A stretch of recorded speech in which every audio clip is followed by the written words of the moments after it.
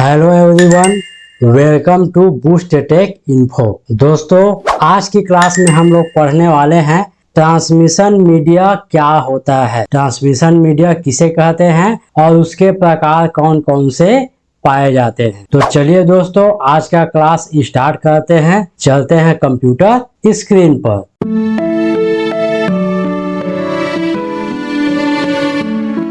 Transmission media क्या है? Transmission media सूचना या डाटा को सेंडर से रिसीवर तक पहुंचाने का एक रास्ता मीन्स पाथ होता है। दूसरे शब्दों में ट्रांसमिशन मीडिया एक संचार चैनल है जो सूचना को प्रेषक से रिसीवर तक पहुंचाता है। डेटा विद्युत चुंबकीय संकेतों के माध्यम से प्रेषित होता है। यह दो प्रकार का होता है। पहला होता है वायर्ड मतलब गाइडेड मीडिया और दूसरा होता है वायरलेस मतलब अनगाइडेड मीडिया।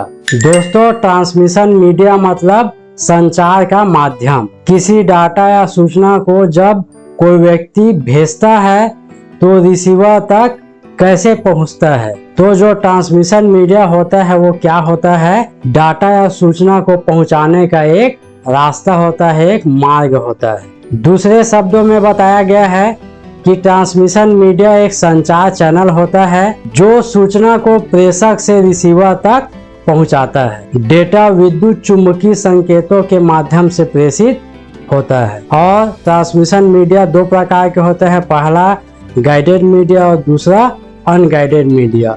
गाइडेड मीडिया को वायर्ड कहा जाता है और अनगाइडेड को वायरलेस कहा जाता है। पहला है वायर्ड। वह ट्रांसमिशन मीडिया जिसमें दो डिवाइसेस के मध्य कनेक्शन फिजिकल मेथड जैसे केबल या वायर के द्वारा होता है उसे वायर्ड ट्रांसमिशन मीडिया कहते हैं और इसे गाइडेड मीडिया भी कहते हैं। ये निम्नलिखित प्रकार के होते हैं। पहला कोएक्सियल केबल, दूसरा फाइबर ऑप्टिक केबल और तीसरा ट्विस्टेड पेयर। दोस्तों, जो वायर्ड ट्रांसमिशन मीडिया होते हैं उसमें दो डिवाइसेस के मध्य कनेक्शन स्थापित करने के लिए केबल या वायर का उपयोग किया जाता है और ये भौतिक स्वरूप में होता है। ये तीन प्रकार के पाए जाते हैं। पहला कोएक्सियल केबल, दूसरा फाइबर ऑप्टिक केबल और तीसरा ट्विस्टेड पेयर। पहला है कोएक्सियल केबल।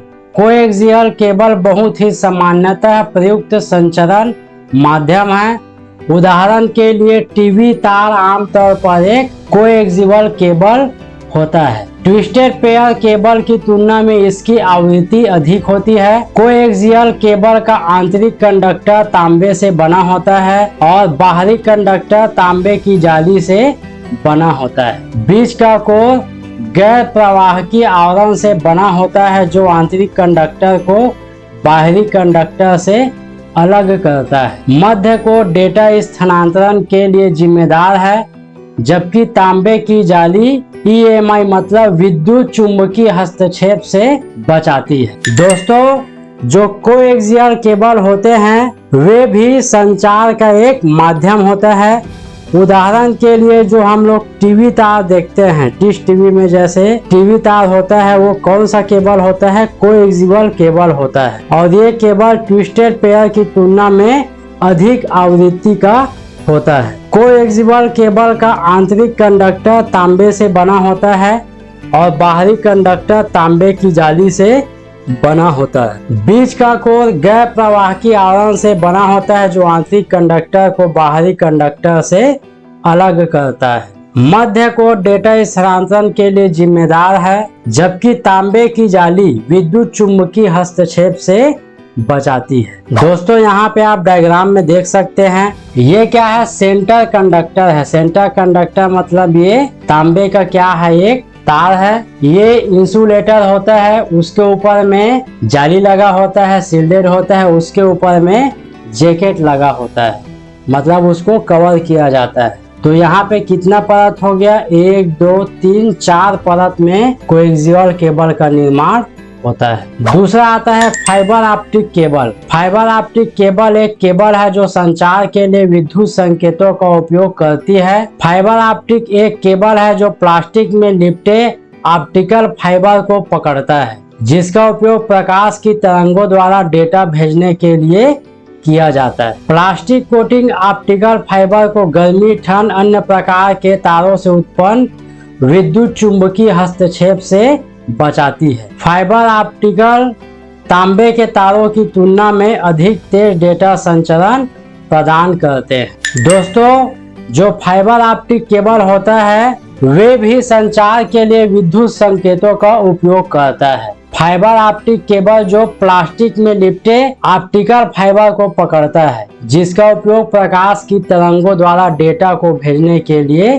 किया जाता है। और जो प्लास्टिक का कोटिंग होता है वे ऑप्टिकल फाइबर को गर्मी, ठंड और अन्य प्रकार के तारों से उत्पन्न होने वाले विद्युत चुंबकीय हस्तक्षेप से बचाता है। और ये तांबे की तुलना में क्या होता है, इसमें डेटा का संचरण तेज होता है। दोस्तों, ये क्या है, फाइबर ऑप्टिक केबल का डायग्राम है। फर्स्ट में ग्लास कोर होता है, उसके बाद ग्लास क्लेडिंग होता है, उसके बाद प्राइमरी बफर, उसके बाद सेकेंडरी बफर। तो ये भी बहुत सारे परतों से मिलकर बना होता है। तीसरा आता है ट्विस्टेड पेयर। यह एक कॉपर वायर होती है जिसमें दो विद्युत रोधी वायरों को एक दूसरे के मध्य लपेट कर बनाया जाता है। लपेट कर बनाए जाने से दोनों वायरों के सिग्नलों में कोई रुकावट नहीं आती। यह केबल पुरानी टेलीफोन लाइन्स में प्रयोग की जाती है। विद्युत चुंबकीय हस्तक्षेप को कम करने के प्रयास में मुड़ी हुई जोड़ी केबल बनाने के लिए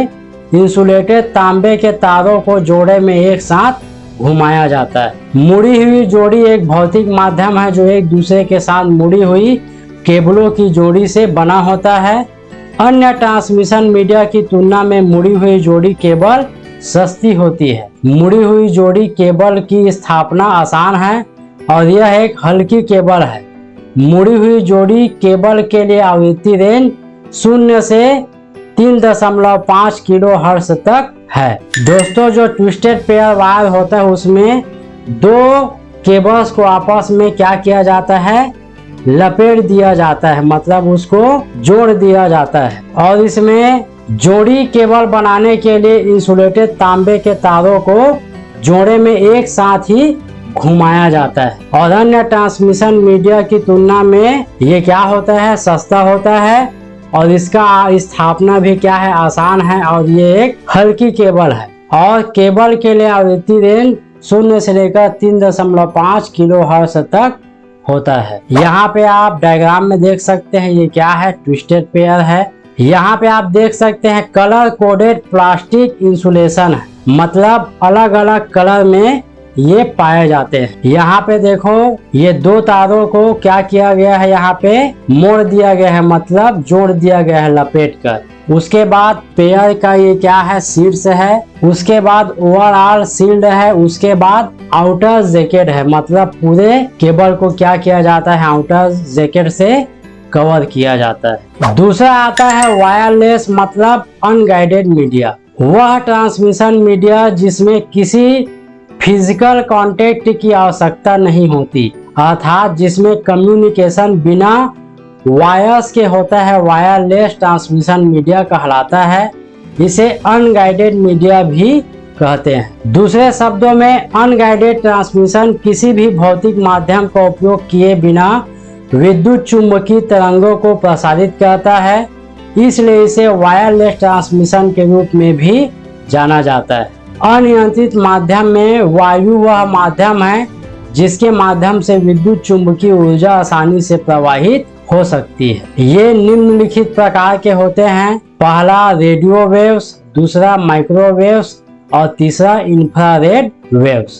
दोस्तों, वह ट्रांसमिशन मीडिया जिसमें किसी फिजिकल कांटेक्ट की आवश्यकता नहीं होती, अर्थात जिसमें संचार का माध्यम बिना वायर के होता है, उसको वायरलेस ट्रांसमिशन मीडिया कहा जाता है और इसे अनगाइडेड मीडिया भी कहते हैं। दूसरे शब्दों में समझे तो अनगाइडेड ट्रांसमिशन किसी भी भौतिक माध्यम का उपयोग किए बिना ही विद्युत तरंगों को प्रसारित करता है, इसलिए इसे वायरलेस ट्रांसमिशन के रूप में जाना जाता है। और वायु वह माध्यम होता है जिसके माध्यम से विद्युत चुंबकीय ऊर्जा आसानी से प्रवाहित हो सकती है। इसके प्रकार भी पाए जाते हैं। पहला रेडियो वेव्स, दूसरा माइक्रोवेव्स और तीसरा इंफ्रारेड वेव्स। पहला रेडियो वेव्स। रेडियो तरंगे विद्युत चुंबकीय तरंगे है जो मुक्त अंतरिक्ष की सभी दिशाओं में प्रसारित होती है। रेडियो तरंगे सर्वदिशात्मक होती है, अर्थात संकेत सभी दिशाओं में प्रसारित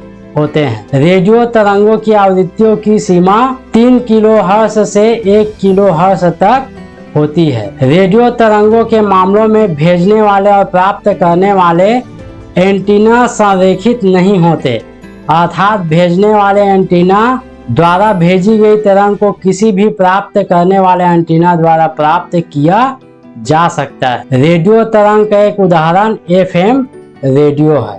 दोस्तों, जो रेडियो वेव्स होता है वे भी क्या है, विद्युत चुंबकीय तरंग होता है और ये अंतरिक्ष की सभी दिशाओं में प्रसारित हो सकती है। और रेडियो तरंगों की आवृत्तियों की सीमा 3 किलोहर्ट्ज से लेकर 1 किलोहर्ट्ज तक होती है और इसमें भेजने वाले और प्राप्त करने वाले एंटीना संरेखित नहीं होते, अर्थात भेजने वाले एंटीना द्वारा भेजी गई तरंग को किसी भी द्वारा प्राप्त किया जा सकता है। इसका जीता जागता उदाहरण क्या है, FM रेडियो होता है। रेडियो तरंगों के अनुप्रयोग। जब एक प्रेषक और अनेक रिसीवर हो तो रेडियो तरंग मल्टीटास्किंग के लिए उपयोगी होती है। FM रेडियो, टेलीविजन, तार रहित फोन रेडियो तरंग के उदाहरण। रेडियो प्रसारण के लाभ। रेडियो प्रसारण का उपयोग मुख्य रूप से वाइड एरिया नेटवर्क और मोबाइल सेलुलर फोन के लिए किया जाता है। रेडियो तरंगे एक बड़े क्षेत्र को कवर करती है और वे दीवारों को भी भेद सकती है। रेडियो प्रसारण उच्च संचरण दर प्रदान करता है। दोस्तों, रेडियो तरंग का अनुप्रयोग बताया गया है जब एक प्रेषक हो और उसको मैसेज को प्राप्त करने वाले रिसीवर बहुत सारे हैं तो रेडियो तरंग मल्टीकास्टिंग के लिए भी उपयोगी होता है। FM रेडियो हो गया, टेलीविजन हो गया और तार रहित फोन रेडियो तरंग के उदाहरण है। और रेडियो तरंग का लाभ बताया गया कि मुख्य रूप से इसका उपयोग वाइड एरिया नेटवर्क और मोबाइल सेलुलर फोन के लिए किया जाता है। जो रेडियो तरंग होता है वो बड़े क्षेत्र को कवर करता है और वे दीवारों को भी भेद सकती है और रेडियो प्रसारण उच्च संचरण दर प्रदान करता है। दूसरा आता है माइक्रोवेव्स। इसमें सूचना का ट्रांसमिशन इलेक्ट्रोमैग्नेटिक तरंगों द्वारा किया जाता है जिसकी वेवलेंथ को सेंटीमीटर में मापा जाता है। इनकी आवृत्ति 1 गीगाहर्ट्ज से अधिक होती है तथा ये अनेक प्रकार के ट्रांसमिट से निर्मित होती है। माइक्रोवेव्स का प्रयोग खाना पकाने तथा मोबाइल आदि में किया जाता है तथा वाईफाई में भी इसका प्रयोग किया जाता है। दोस्तों, जो माइक्रोवेव ट्रांसमिशन होता है वे इलेक्ट्रोमैग्नेटिक तरंगों द्वारा किया जाता है जिसकी वेवलेंथ को सेंटीमीटर में मापा जाता है और माइक्रोवेव्स का प्रयोग खाना पकाने तथा मोबाइल आदि में किया जाता है और वाईफाई में भी इसका उपयोग किया जाता है। तीसरा आता है इंफ्रारेड वेव्स। यह एक विशेष तरंग का विद्युत चुंबकीय विकिरण रेडिएशन होता है जिन्हें हम इंफ्रारेड कहते हैं। इन तरंगों को मनुष्य देख नहीं सकता परंतु स्किन में हीट के रूप में महसूस अवश्य कर सकता है। इसका उपयोग कम दूरी के संचार के लिए किया जाता है जैसे 2 सेल फोन के बीच डेटा स्थानांतरण, एक ही बंद क्षेत्र में स्थित कंप्यूटर और सेल फोन के बीच डेटा स्थानांतरण। इनका प्रयोग टीवी रिमोट कंट्रोल, वायरलेस लैन, CCTV तथा मिसाइल गाइडेंस सिस्टम आदि में किया जाता है। सन 1800 में सर्वप्रथम सर विलियम हर्स्टेन ने इंफ्रारेड को विकसित किया था। दोस्तों, जो इंफ्रारेड तरंगे होता है वह विद्युत चुंबकीय रेडिएशन होता है जिन्हें हम इंफ्रारेड कहते हैं। इन तरंगों को मनुष्य देख नहीं सकता परंतु स्किन में हीट मीन्स गर्मी के रूप में महसूस अवश्य कर सकता है। इसका उपयोग कम दूरी के संचार के लिए किया जाता है जैसे 2 सेल फोन के बीच डेटा का ट्रांसफर और एक ही बंद क्षेत्र में कंप्यूटर और फोन के बीच में डाटा का ट्रांसफर और टीवी रिमोट कंट्रोल, वायरलेस लैन, CCTV तथा मिसाइल गाइडेंस सिस्टम में इसका प्रयोग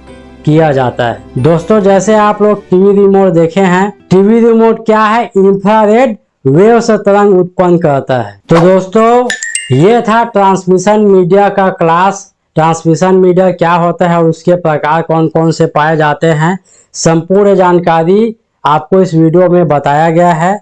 आई होप आज का वीडियो आपको बहुत ही पसंद आया होगा।